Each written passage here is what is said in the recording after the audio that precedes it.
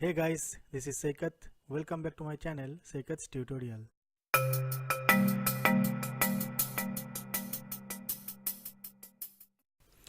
You might have came into a situation in Angular where you wanted to have a static panel and a dynamic body within it.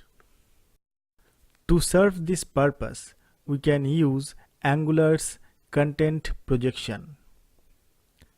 To project contents within some component, we need to use ng-content code directive.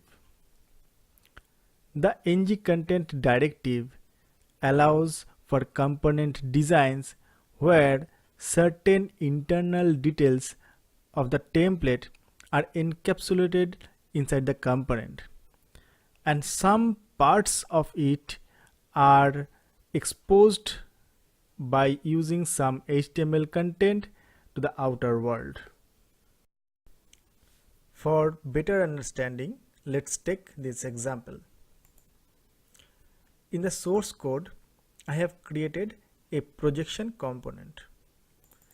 Projection component have this HTML where we have a panel, a header section, a body section, and a footer section. If you see this in browser, it will look like this. So it has a title, it has a body, and it has a footer.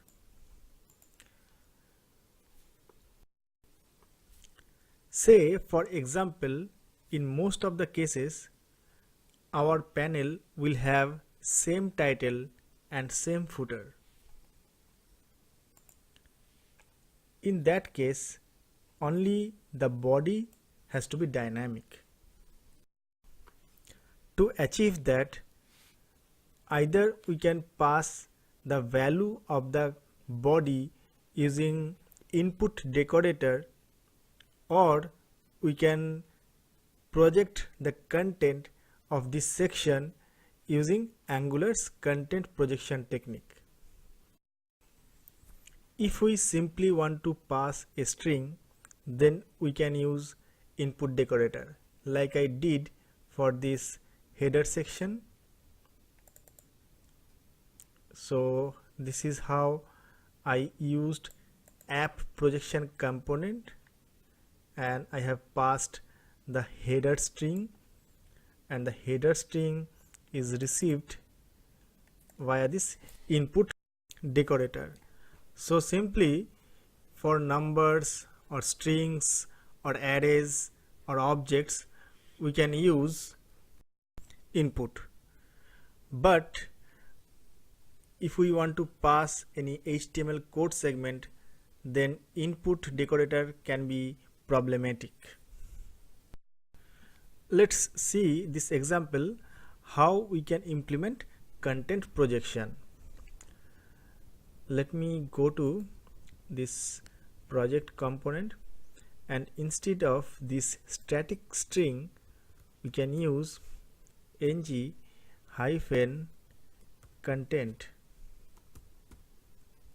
close, ng-content close. So that means any dynamic content that I will pass from this app projection component will be rendered over there.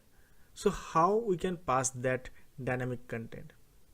So anything inside this app projection opening and closing tag will be projected over that ng-content section. Now let me put some content over here, some content, save it. Now let's see. Okay, so some content, this string is rendered over here.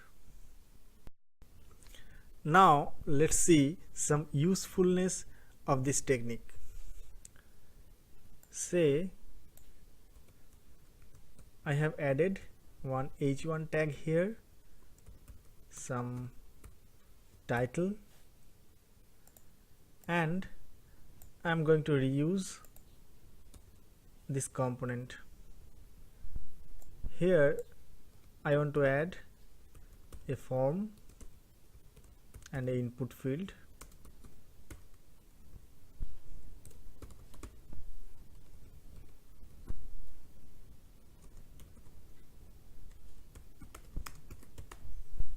Okay, now let's refresh it. So as you can see, my panel is rendered in two different places. It has same title, same footer, but the body inside it are different. For example, in our project, if we need to have simply this type of panels which will have similar design in all over the places, but the content will be dynamic, so in that purpose we can use content projection. Well, that is fine. Now what if we want to project contents in multiple places? See this example. So this is our projection.component.html. Now if I want to project contents in these two places, how will I do that? Here we need to pass a select attribute to identify each ng content uniquely. The select attribute will take any CSS selector. It could be a ID selector or class selector or attribute selector. Now in our example, I will name it as dot body. So dot body is a class selector, and for the bottom section I will have a footer class. Okay, now in our test component I will create two different sections. So one is the class body, and another one is the class footer.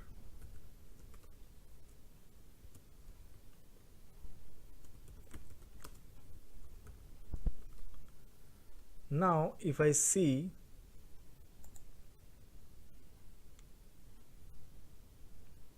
okay, so see this first example. Here the h1 tag is mapped to body and this sample footer is mapped to footer class.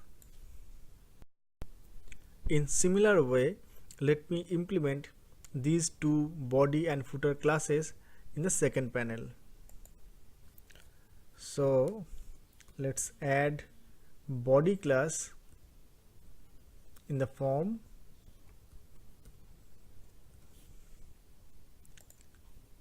and let me add a span with class footer, which will have a different footer.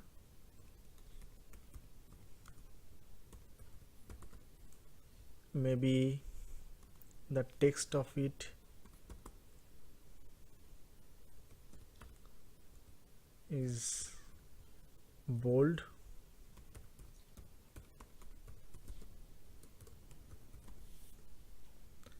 Now let's see how it looks in browser. Okay, so here the form is mapped to body class, and as you can see different footer is mapped to footer class and it is in bold. Okay, so that is how we can do multiple content projection. So I will say in short, content projection is a very much handy tool in Angular. You can write some reusable code that you can use throughout your application. Okay, so let me know if you have any queries regarding content projection in Angular. Post your comment in the comment section. Do like, share and watch my video. Thank you guys. Thanks for watching. Bye bye.